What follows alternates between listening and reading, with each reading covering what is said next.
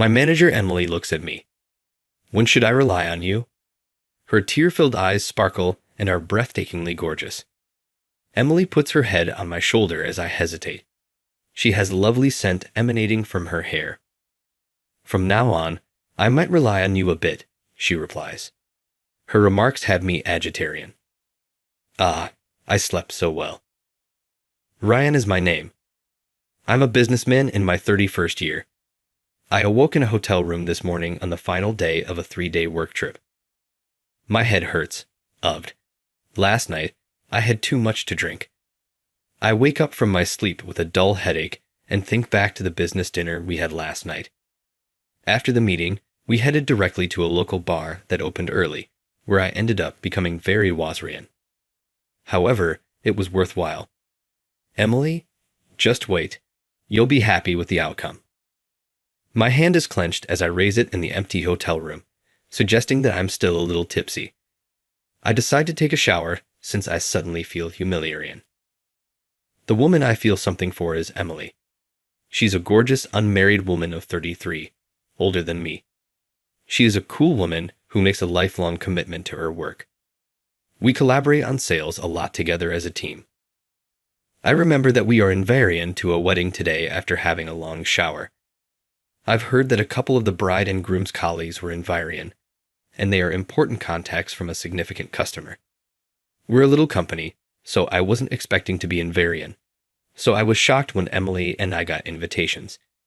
Even the normally restrained Emily was leaping with delight. We get along well with the couple at work quite a bit. The invitation to the wedding is a result of Emily, and I always dealing with them honestly. I have to get dressed nicely and get to the event in order to leave an even better impression. By rail, it takes roughly an hour to get to my house in New York from here. I'll go to the place after finishing my preparations at home. The nuptials begin around 3:00 p.m. Even though it's just 9:00 a.m., I have a train reservation that departs at 10. I can relax for a little while because it's simply a 5-minute walk from the hotel to the train. I search for my phone and make the decision to call Emily. I always have my phone in my bag. Where's my bag? I was so inebriated when I got back to the hotel last night that I immediately passed out. I would have thrown the bag close to the bed if it had been my turn. I check underneath the bed, but it's not there. I look around the hotel room, but I still can't seem to find it. Panic creeps into my consciousness. Is it possible that I left it at the bar? That backpack contains my phone, business cards, and wallet. Everything that matters. I asked them to phone the pub I went to last night as I dashed to the front desk, but nobody picks up. Naturally, yesterday also saw the opening of the bar at 3:00 p.m. At this hour, the staff members must all be sound asleep. Fortunately, the hotel costs are paid for by the firm, so there was no issue with checking out. But all I have now is a travel bag that I've hurriedly packed full of clothes in. I'm lost, but there's one silver lining. My train ticket was in my suit's breast pocket. I always pocket the tickets. I've done it since I was a young child. I left the return ticket in my pocket after using the outgoing ticket. Emily says to me all the time, "Put it in your wallet. It's risky." But the habit came to my rescue this time. Anyway, I can work things out as long as I can get home. My landlord can let me into my apartment even without keys if I explain this to him. Thankfully, my landlord is on the ground floor of the apartment complex, and we communicate frequently. Despite my anxiety over losing my phone, I hurried to the station in time to catch the 10:00 train.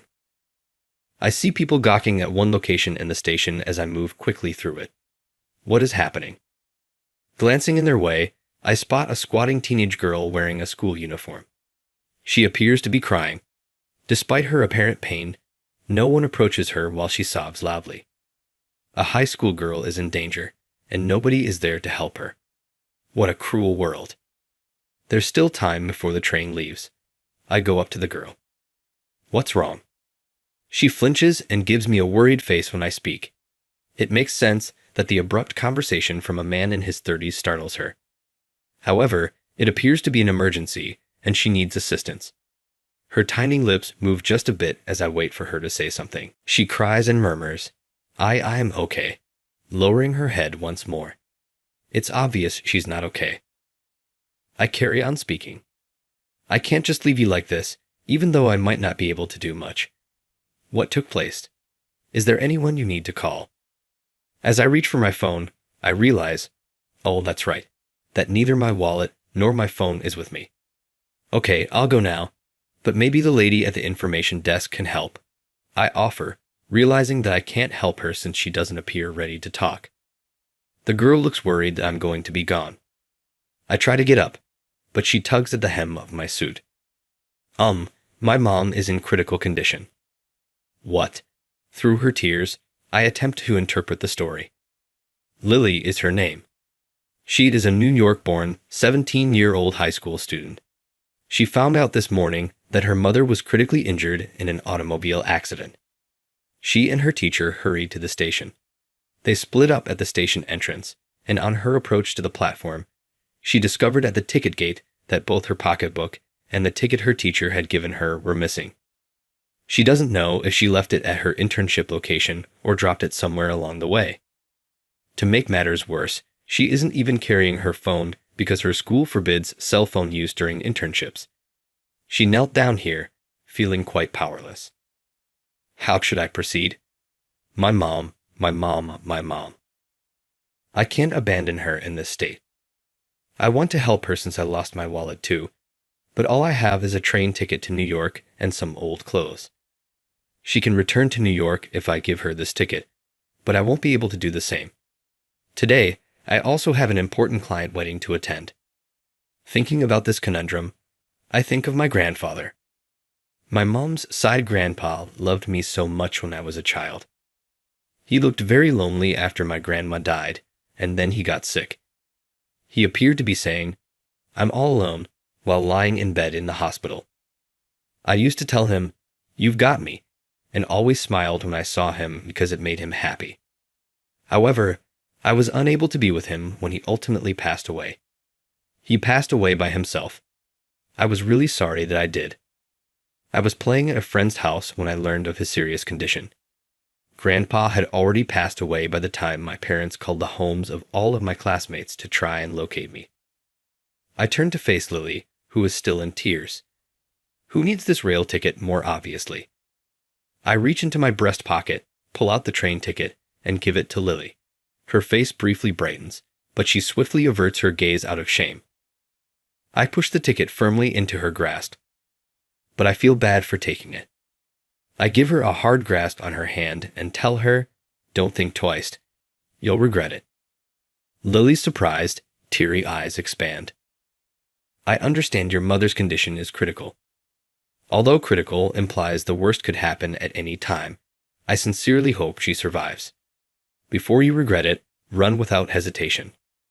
She takes off sprinting for the platform after I give her a gentle shove. With my head in my hands, I watch her vanish past the ticket gate. How did I get here? Was I really pretending to be a hero of some sort? I have an important wedding to attend, but it should be all right as long as Emily shows there. Anyway, I'm just an extra. My ability to remain upbeat and avoid concentrating on things is my strength. I decide not to worry and make my way to the police station. Perhaps someone has turned in my bag. It was not, however, at the police station. I pleaded with the policeman to allow me to use the phone. When I contacted in the office, nobody picked up. Of course, it's Saturday. We don't work on the weekends unless there's an emergency. I then make a last-ditch effort to remember Emily's phone number. There's no way I could remember her number in this day and age when you can call someone with just a single tap on your phone. I searched my travel luggage for any business contact information, but I couldn't find anything. I made the decision to go to the pub I went to last night. It opens as a bar at 3:00 p.m. I might be able to get the train, sit through an hour-long travel, and still make it to the 3:00 p.m. wedding if the staff shows up a few hours early. I was waiting nervously for the personnel to show up, but they didn't show up till 1:00 p.m. I was getting impatient as I weary in. At last, at 1:30 p.m., a staff person arrived slowly, taken aback by my abrupt appearance. Luckily, my stuff was kept behind the register. When cleaning up, the employee who had served me the previous evening saw my luggage and asked Prion to follow me, but they were unable to locate me. They expressed regret for the wait for their novice. I hurried out of the bar after thanking the gracious personnel. I noticed that Emily had a ton of missed calls when I looked at my phone. While I was running, I called Emily. Before the first ring had even ended, she responded. Emily's irate voice rang in my ears before I could say anything. "What have you been doing all this time?" The abrupt yelling stunned me so much that my mind went blank. The wedding ceremony begins at 3:00 p.m. Even now, it is just 1:30 p.m. I shouldn't have to take this much criticism. Perhaps something occurred. I gave a quick explanation of the circumstances.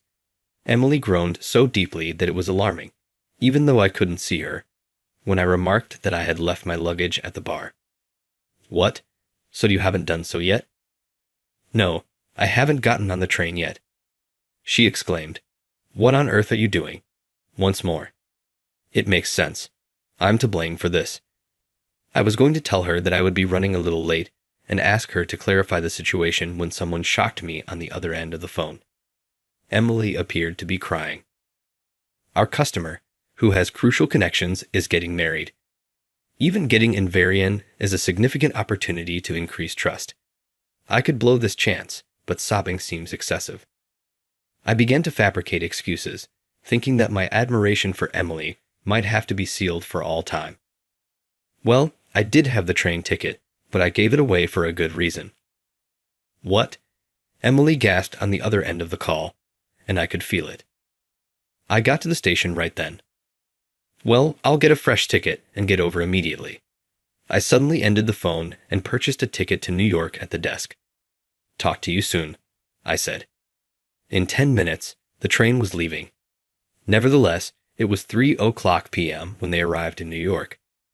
The wedding will take place in a 5-star hotel around 15 minutes by taxi from New York Station, but I will definitely not be able to make the 3:00 p.m. start. There isn't enough time for me to change into my wedding suit at home. I hurried into a department store as soon as I got off the train at New York Station, explaining my position to the employees, bought a black suit that fit me, and changed there before going to the event. I headed to the location, thankful for my body that fits into off-the-rack suits and my mother for raising me the way she did. Breathless, I arrived to see that the wedding ceremony was about to end and give way to the celebration. The time was 3:30 p.m. I was able to save myself from having to open the door in the middle of the reception. I went looking for Emily after checking in. Emily saw me before I could find her. She was wearing a gorgeous smoky pink dress. She came running over to give me a hard hug.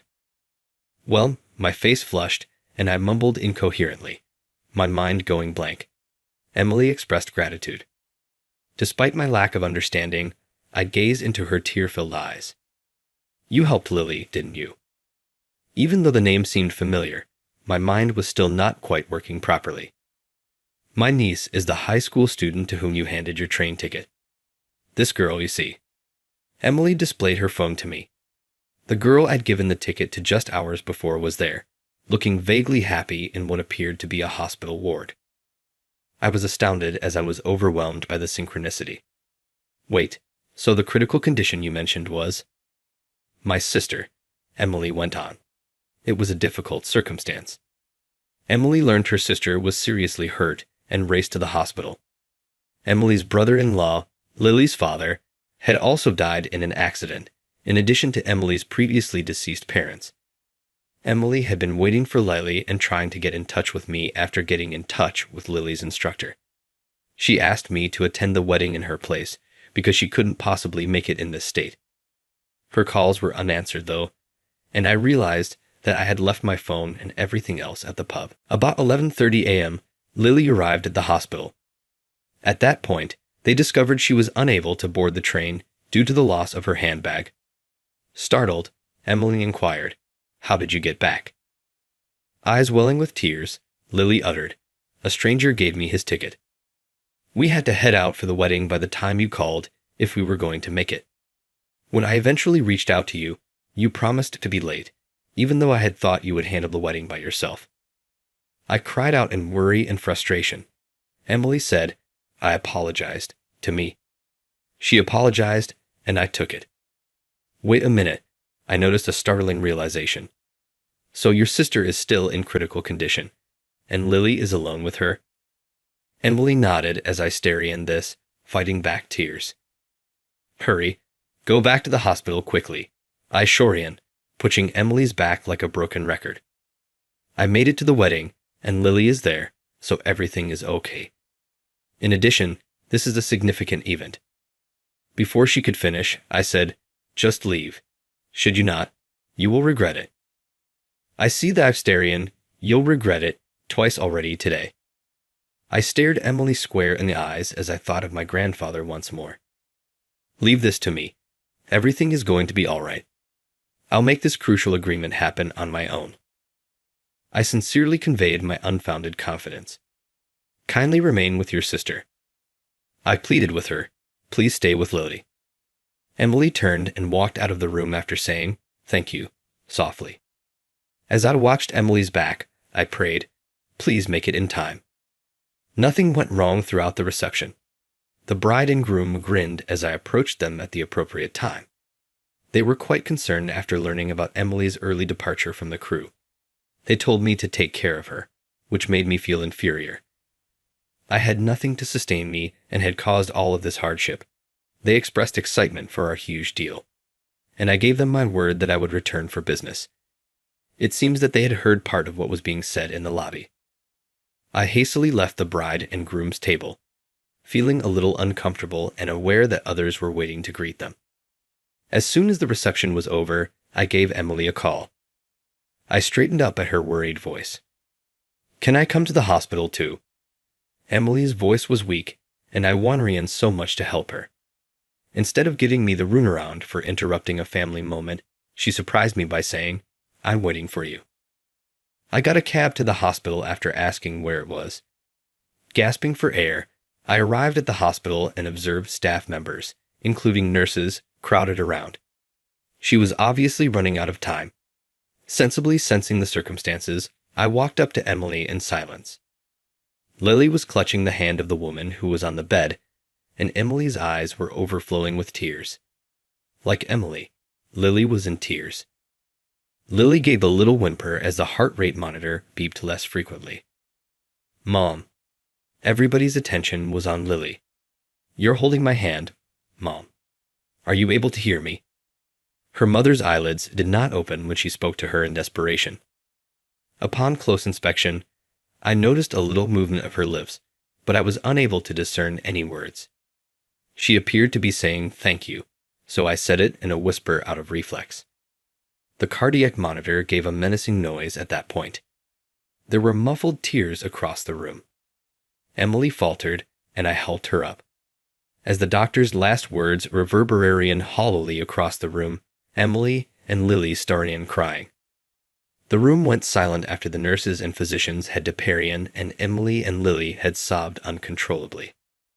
I'm so glad, I muttered. Emily regarded my inadvertent remark with disdain. Ignoring it, I muttered, Grandpa may have added something as well. I would have loved to hear it. My eyes began to brim up with tears. Emily's hard face began to melt into tears once more.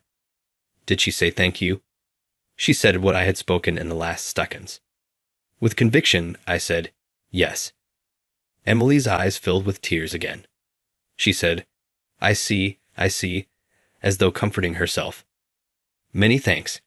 I didn't get your name or contact details. On the train, I felt remorse for it. I had no idea you and my aunt worked for the same company.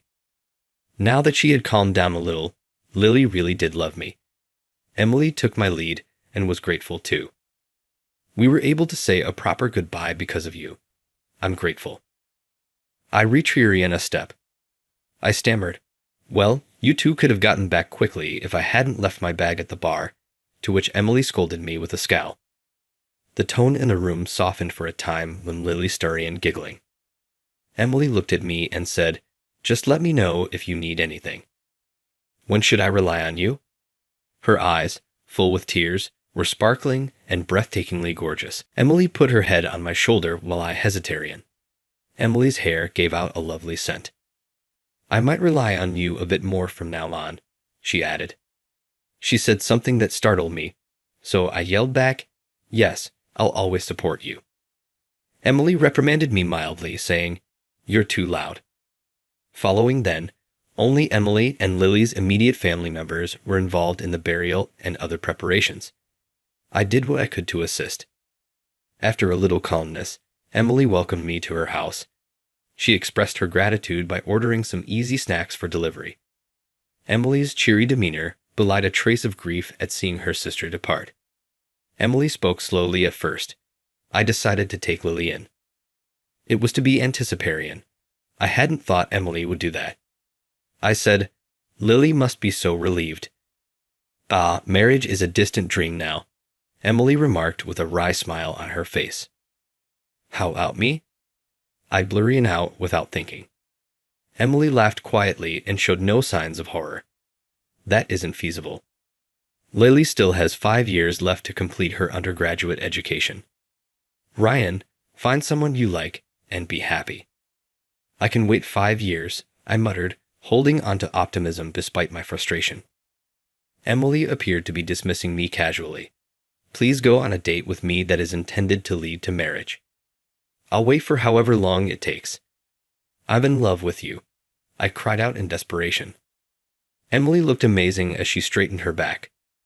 "It is my duty to bring Lily up to be a decent person till she completes her college education. It's not a money problem, but I have to help Lily." Emily firmly staring. "I don't have time for a relationship," staring directly at me. "Can't you share a bit of that responsibility with me?"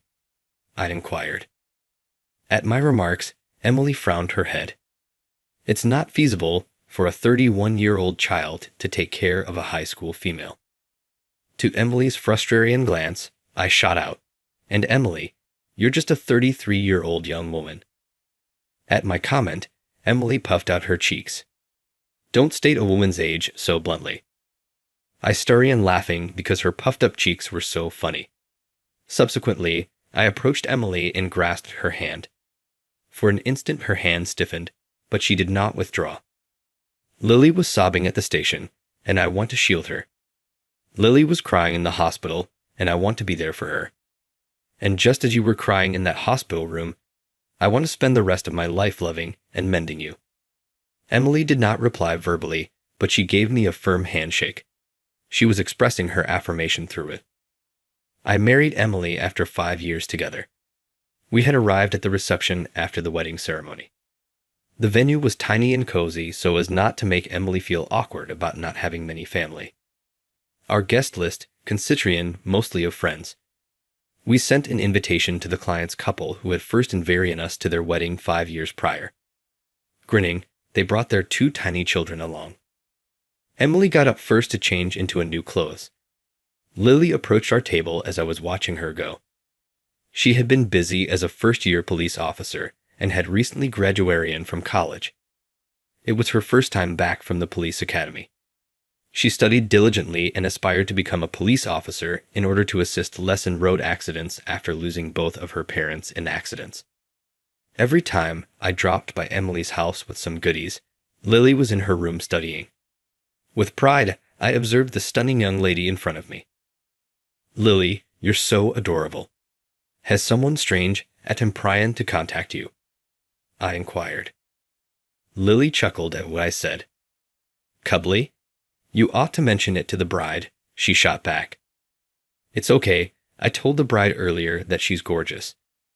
Emily was stunning throughout the preparations, I've been telling her." Lily called me Uncle Ryan and added, "That's so like you, Uncle Ryan. I apologize for keeping you waiting for half a decade. My aunt has a strong will." We had agreed that we wouldn't tie the knot before Lily was settled. Not just Emily, but the 2 of us made that choice. I gave Lily a slight shake of my head and grinned. "In these 5 years, have I done anything for you?" I inquired. "Uncle Ryan, you've been my hero ever since you gave me the train ticket," Lily whispered in my ear as she leaned gently in. I blushed suddenly when I heard that. Lily smiled and Tonri me. I was told by a staff member that I could leave the room for the time being. Lily smiled at me as I got up to go. My hero, Uncle Ran, please take good care of my precious aunt. I nodded in agreement with what she said. Emily would be dressing in a slim, deep blue dress that was just right for her next look. I knew I would be praising her once more. I forced a smile to hide as I walked toward the reception hall door and heard the MC say, "Towards you," adorned in that beautiful blue dress. Behind me.